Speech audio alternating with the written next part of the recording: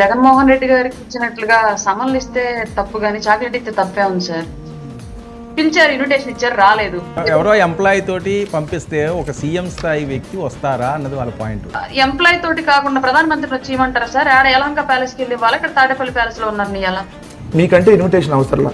Devansh driver phone చేసినా కూడా Devansh phone చేశాడు రమ్మని చెప్పి వాళ్ళ డ్రైవర్ వెళ్ళినా మీరు వస్తారేమో. పవన్ కళ్యాణ్ వెళ్తాడు ఇంటికి, ఎందుకంటే మీకు అలవాటే కట్టాలి. ఊడికం చేయటం, ఆ తెలుగుదేశానికి బానిసత్వంగా బతకడం మీకు అలవాటు, అది అలవాటు అయిపోయింది. ఏమన్నా చాక్లెట్ ఇస్తే సమన్లు ఏమన్నా ఇచ్చారా అంది. ఏమంత తల పొగరెక్కి ఉన్నారా?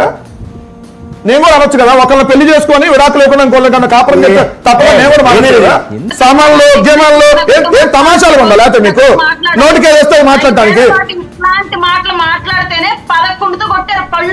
అవును అవును, మన 2 చోట్ల భీమవరంలో ఈ చంప లేదంటే కాదు గాజువాకలు ఆ చంప అధికారం వాయించారు.